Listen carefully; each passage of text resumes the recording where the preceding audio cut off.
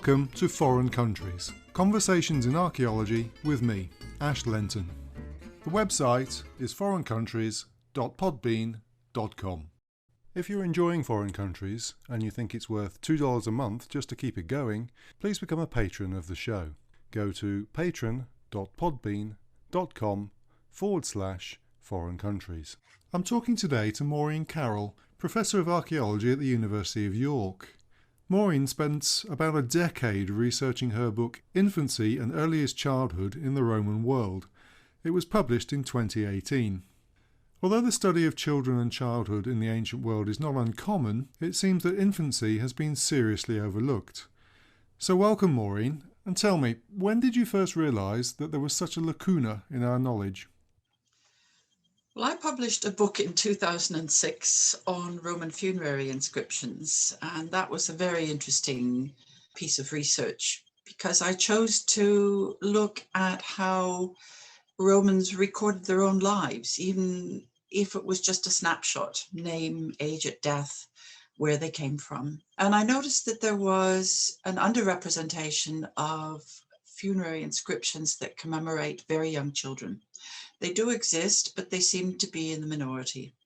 So looking into that, I discovered all kinds of opinions of modern scholars that children in the Roman world had no social persona, they had very little value to the family or to society, and therefore we can't expect them to have been mourned properly and commemorated the way older children and adults might be.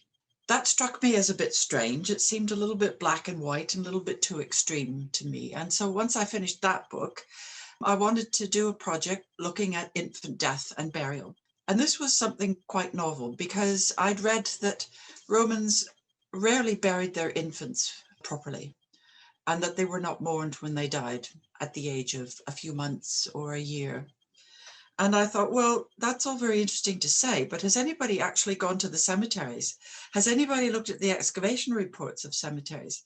Has anybody done the donkey work of going through volume after volume after volume of excavation reports and looking for the evidence for infant burials in communal cemeteries, in settlements, anywhere else?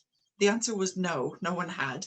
So that was my project, to look at the archaeological evidence, because there's very often a discrepancy between written sources and the archaeological evidence. I think they're designed to tell us different things. And to my surprise, I found that infants were sometimes underrepresented in cemeteries in Roman Italy, but quite often they are overrepresented. I found that babies, very young children, a month, 6 months old, were buried in properly made containers, especially for them, with all kinds of grave goods. And that suggested to me that Roman parents certainly did care when their children died, and they had invested a lot of care into burying them properly. And so you can see where this is going. I thought, okay, this is Italy, but I tend to work empire-wide because I think it's interesting to look at a broader picture chronologically and geographically, because the Roman Empire is a very vast and diverse people with different cultures, different languages, different histories, and not everyone would have the same attitude towards anything in the Roman world. So I wanted to do some kind of diachronic and cross-cultural study of infancy. What did an infant mean to a family? What did young children mean to Roman society? What kind of evidence is out there that we can tap into, not just archaeological and not just textual? And so that was the background of that. And luckily, there is a burgeoning field of research on the Roman family and Roman childhood. By and large, we have an Australian ancient historian to thank for this, and that is Professor Beryl Rawson of ANU, who started a series, a very successful series of conferences called the Roman Family Conference. She started the first one in 1981 in Canberra, and since then, the Roman Family Conference has taken place every few years. I think 3 times in Canberra, but it's also taken place in Canada and in Britain and various other places. So there is a body of research out there on the Roman family, and it's recognized as an important topic to study if we're trying to understand Roman society. And yet, in all that research, very little attention had ever been paid to the very youngest members of society.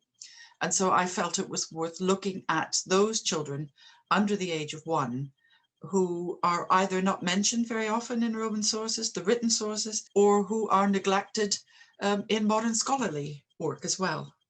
So the archaeological evidence is there, but what work has been done previously? Oh, there were a couple case studies, yes. In particular, I would say that there is one other scholarly group that has paid attention in the last few years to infancy and infant death and burial, and that's in France and Switzerland. There's been a lot more attention paid to this topic there, more so than anywhere else, actually. And I found that quite inspirational because much of that is based on true archaeological evidence of excavating graves and grave goods, looking at the paraphernalia of childhood, the depictions of children on Gallo-Roman tombstones, things like that. So it was clear to me that that kind of study could be done, but it needed to be done more widely. But as so often in the study of the ancient world, we have different groups of specialists who look at different types of evidence, and those specialists often don't talk to each other. And so looking at this topic in particular, I thought it needed to tap into various disciplines. For one thing, I needed to read up on bioarchaeology. What can the excavation and the analysis of human bone tell us about things like age at weaning, particular problems during pregnancy, etc. So that was something that needed to be looked at. Ancient history was of relative unimportance, I think, in this study because historical records deal with big and important people and historical events, and children aren't going to find any mention in those. But there are other texts like papyrus texts from documents from Egypt, and they record really the minutiae of life and household composition, things like that. Birth notices, medical treatises on gynecology, what a woman goes through when pregnant, antenatal care, what is to be done when a baby is born, postnatal care for a baby, that kind of thing. Archaeology is obviously important because it meant looking at the material culture, looking at graves and their contents, also looking at depictions on monuments. Epigraphy is also something important, which is a discipline on its own, doesn't often talk to archaeology, but here we have the funerary inscriptions, and they're really important for recording lives cut too short. And there are philosophical texts, personal letters and poems. I didn't think had been tapped into adequately. And of course, there are the legal texts, and that's a whole different branch of ancient history. But when we look at the legal texts, we see that the status of infants are discussed. And even an infant in utero, an unborn child, had legal rights. So by looking at all these types of evidence, which is something that no one had done before, putting the fragments together, I thought we might have a much better chance of understanding what it meant to be a 6-month-old or a 1-year-old in Roman society. Right. So a multidisciplinary approach is absolutely essential. A material culture approach is necessary. But how did you go about it and get past the dominance of the literary texts? Well, obviously, I collected all of the written sources that I could get hold of, but I didn't want to let that influence me. I have a background in classical studies. I did a classics degree, so reading historical documents and synthesizing them and using them with caution is not a problem. But I didn't want to give the texts primacy here because I think they have misled us. I mentioned earlier that children don't appear in historical texts about events and battles and conquest and things like that because they don't play a role. Are we to take that then that children are completely unimportant to any of the Roman authors? Of course, no one would do that. But people had looked at a particular set of texts, I thought, and these are largely personal letters or philosophical treatises written as letters of consolation to people who have lost a child. And these are letters of consolation. They would not be understood as consolation in our sense today in the modern world, because basically it's about, well, buck up. You've lost a baby, so what? It's a fragment of time. Let's not let this get us down. And that was taken as indicative of what all Romans everywhere thought all the time. But we have to keep in mind that these texts were written by an elite group of male Romans in Rome who were adherents of Stoic philosophy. And the Stoics are a special case because they believed that life was to be lived and death was to be performed in moderation and with decorum. And therefore, one should not succumb to overtly performative public mourning and displays of grief. That's what that's about. It's about public mourning. It's not about grief, which cannot be regulated by law or any other way. And I thought the best way to find out whether people did feel something, a sense of loss when their children died, was to look at the graves to see what care they invested in burying them. That is an expression of private grief. It's got nothing to do with public mourning. And that was really a good way of approaching it, because I realized that families everywhere, no matter where actually, across the Roman Empire, did pay attention to giving their children a proper burial. And sometimes with grave assemblages or comments on the funerary marker that are, they almost make you want to cry. They're so poignant. And that's the kind of thing we would miss out entirely if we only relied on the texts. So instead of front loading the texts, which most people have done, this is what Romans say about childhood. And let's throw in some pictures as a bit of eye candy, the odd tombstone with a child on it, or a baby rattle, just to sort of round it out. I decided to do it the other way, to not comment on the texts at all, apart from the medical texts and the legal texts, which really do tell us something much more important, and to look at the material culture and to let that guide me. And then in the very last chapter, to compare what the material culture and the archaeology tells us with what those consolatory texts tell us. And the picture could not be more starkly different. And you realize that these are written with a very particular purpose for a very specific group of people, and they have a point, and that is to console someone to not give in to grief. It does not tell us that Romans did not love their infants and that they did not care when they died. Following on from that, can you give me a grasp of the archaeological case studies that you used to illustrate a more rounded understanding of the treatment of Roman infants? Okay, well, I could think of one that I did in some detail because I found it quite interesting, and that's looking at Marseille. Now, when I was doing research on the book, because I wanted to look at it empire-wide and to understand cultural differences, I thought it would be a good idea to understand what made those different cultures tick in the pre-Roman period, and perhaps differences that we see in the Roman period in attitudes towards children or the way they're represented or treated might have something to do with the pre-Roman background that's rooted in the past rather than in the Roman period. And so I was able to see that in the Iron Age, from about the 8th century BC, we can isolate two very different cultural groups in the way that they deal with the death of infants and the disposal of infants. We have the group in the West, in Gaul, in Britain, and in northern Spain, where children, when they die at a premature age, are buried under the floors of houses within settlements. They're not buried in a communal cemetery with adults and older children.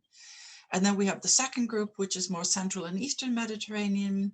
We find it partly in southern Italy, where we have Greek colonies, and in Greece itself, where children from a very early age are buried with parents, family, etc., in communal cemeteries.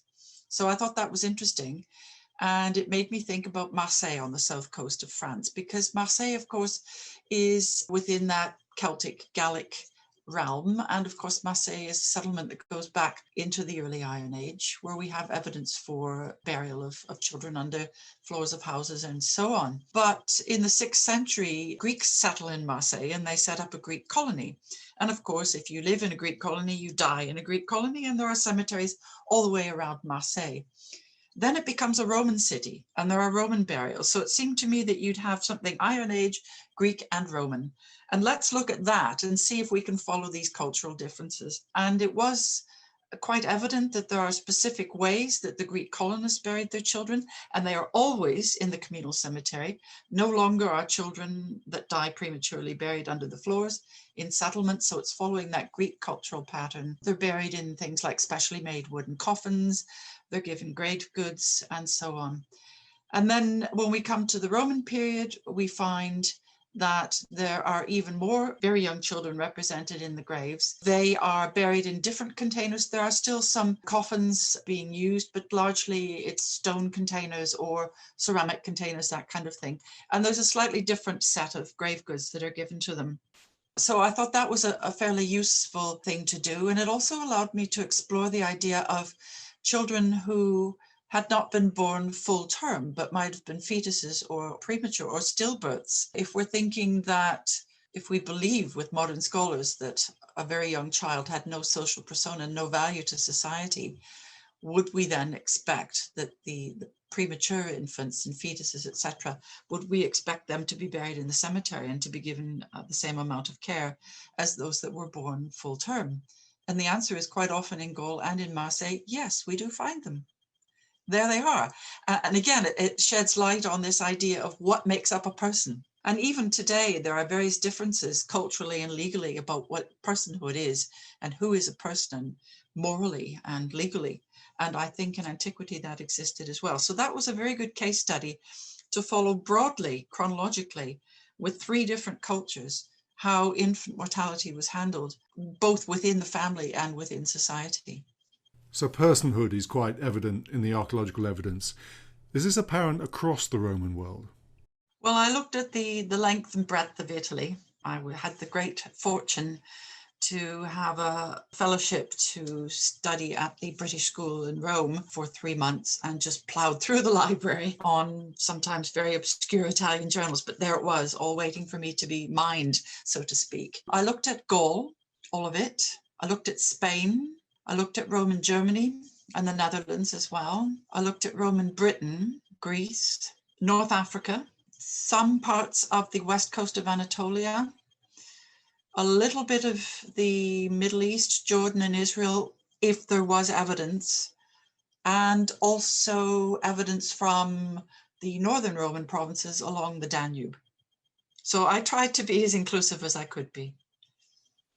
And relationships with young children are strongly represented. So is this where the material culture departs from the documentary evidence? Well, it's taken me to the point to realize that, well, I feel like I've rehabilitated the babies somehow, because I think the evidence I looked at suggests that not everywhere and not always, but children were genuinely wanted and loved, and they were an important part of society. And I thought it was really important to look at those under the age of 1. I know that sounds very specific, but it's very specific for a reason, because the Roman legal texts tell us that if a child died before its first birthday, it was not to be mourned at all. So that first birthday was a bit of a milestone, and it's one that modern scholars cite over and over again. So you see, a child in the first year of life counted for nothing. Infant mortality was so high that Roman parents protected themselves against emotional engagement with their children in case they would lose them. But finding out that a fetus within its mother's womb already had legal rights and could already be the recipient of an inheritance was quite an eye-opener.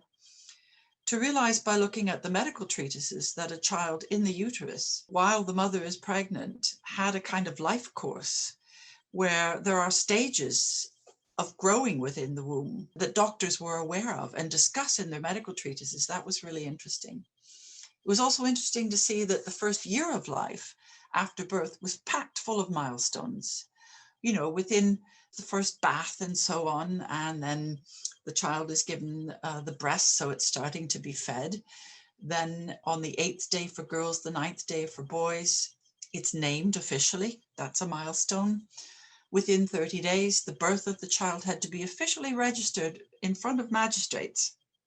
So the child at that point has to be registered in written form. It has to be witnessed as well. And what is recorded are the parent's name, the sex and name of the child, the date and place of birth, and the domicile of the parents. So already within 30 days, a child has a context that is familial, social, and civic. That's really interesting. Then the beginning of weaning at about the age of 6 months. That's another major milestone. And after about 3 months or so, the swaddling bands are unwrapped from the child so it can start to move and perhaps behave in a more lively fashion. And then the first birthday, a major milestone that 30% of children probably never would have lived to see. That is something that is celebrated. So for me, I think looking at this age group in detail like this suggests that we've been far too general in looking at childhood as something monolithic without realizing that each stage in a child's life was something very specific. And it related to the family and to society in different ways. But to say that a child under the age of 1 did not have a personhood, I just think that can be refuted at every turn. And so I think that it just reinforces my opinion that childhood, children, the family, these are real essential building blocks of Roman society. And unless we understand these various life stages of individuals, we're never really going to comprehend what that meant. Is the identity of the infant very significant? Can we see their characters coming through? Yes, for example, if we look at tombstones, inscriptions and depictions of children at the age of 6 months, 8 months, and anything in between up to the age of a year, we can see that the child is embedded within a social context. It has a name, just as I said, from the birth declaration. Its parents are named. Its civic identity will sometimes be named. It will say that it's a citizen of such and such a city. So it's already a citizen. So it really has a social and civic identity. It is a person and a member of that particular group. Also, I found that infants were invested with a gendered identity very early on in their lives. So you will find infants being buried with toys that suggest some sort of a masculine identity, or miniature gladiuses, miniature Roman legionary swords, that kind of thing, although a little boy's not going to be playing with that. But it suggests to me that a masculine identity is already being created for this child. Or they might be buried with something like a vase that would be given to a girl on the day of her wedding. And obviously this is before a girl would ever be married, if she died at the age of 8 months, for example. But again, it's some sort of a gendered identity being invested in the child. And it suggests to me that the parents were already looking forward to the future, and they compensate for that future not existing by putting things that might have been a little bit too old or a little bit too developed in the grave with that child to make up for that loss. So things like cuts of meat and pork and so on, with a child who's 8 months old, that child would not have teeth yet. It wouldn't have consumed that meal, but it would have in future had it lived. Or a pair of hobnailed boots that are too big for a 4-month-old boy. It didn't wear those boots, but it would have had it lived. So that kind of compensatory device is everywhere in the archaeological record as well. And given the legal status of a child, not just when it's born, but also when it's in its mother's womb, it already has a legal status. I know that's legal, and there is a difference between a legal status and a moral status and a cultural status. But I do think that we should really not dismiss this very young age group, because all the evidence I have points in that direction, that they were real people who were looked to for the advancement, the well-being of the family, and as contributors to society in general. I know in the medieval period there was often an ideal age to be depicted at in death. So how do the characters manifest? Are they placed upon the child by the parents? There's quite a few of them where the age at death is given, and the child is already standing and perhaps wearing a little toga and already reciting, so that's not possible. And I think, again, that we have the difficulty of knowing whether some of these monuments might have been bought. They were prefabricated, they're bought from a shop, if you like, but perhaps made for an older child and then used by someone who had a younger child. That's a possibility. You might say that Roman sculptors were not skilled enough to represent infants.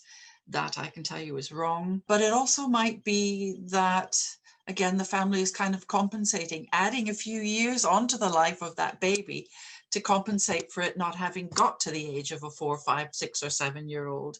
The age of 7, of course, is when infants left infancy. Children were deemed no longer to be infants. The age of 7 is when they started to be educated, where they were thought to be able to speak and think and write. And so the age of 7 is quite important as a milestone, socially, I suppose.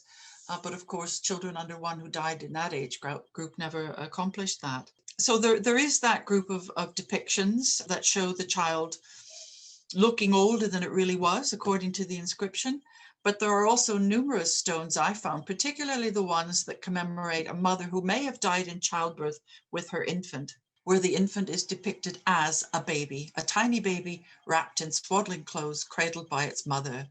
Or there are others where you can see we're looking at a toddler who might be 6, 7, 8 months old, crawling around, playing with a rattle, looking precisely the way a child at that age would have looked. So I think there's a variety of factors involved here, but yes, it is the case that sometimes children just look older than they really were. And, it's a phenomenon that appears in Greek art as well. And it, as you say, it appears in medieval and more recent art as well. Well, this has made a major contribution to an area that we had very little on before. Where do you go from here? There are a variety of things I could see myself involved in. I'm still very much inspired by the monuments that people set up to commemorate themselves and their families. And I could only skim the surface in this study of how children are represented. I'm very interested in the idea of how families are depicted, mothers and fathers with their children. And one thing I've noticed is that when we see funerary monuments, primarily in Rome, but also in Italy, you might see, if a child is represented at all, mother, father, child, classic nuclear family. And yet when you go to some other places on the frontiers, like on the Danube, for example, or even in Gaul, you find that the family is depicted in quite a different way. People seem to really revel in the fact that they might have several children. So you find the family depicted with mother, father, 5, 6 children, all lined up, advertising the success of the family and how important children were within that particular region. And I think that's something that I would like to explore a little bit more. The sort of the visual and the artistic devices used to represent the family, keeping in mind that the family is not the same everywhere in the Roman Empire. The family in Rome might be something very different in Pannonia on the Danube. I think there's a lot more that could be done with that. So that's something I would like to return to at some point. Of course, this is a fairly new field, but what do you want to see follow on from your work in the future? What I hope my research has contributed to the field is, I hope I've been a champion for a multidisciplinary approach to this subject, or any subject actually. We are very fortunate in Roman archaeology that we have a vast array of material culture. We also have a vast array of written sources. We're extremely fortunate in that. And yet those types of evidence are often compartmentalized, I believe. And even though we have a lot of evidence, we're still basically only scratching the surface. So if we want to do anything more than scratch the surface, I think we have to look at every scrap of evidence, as I've tried to do here, from different disciplines. Be brave. Look at epigraphy. Look at medical texts. Look at legal texts. Do a bit of a foray into somebody else's expertise. You can't really make a huge mistake. And I think the reward is there, that you have a much more nuanced picture of reality. Maureen, thank you so much for talking to me today, and I hope we'll catch up again soon. The details of Maureen's book are up on the website, and I hope you'll join me next time on Foreign Countries.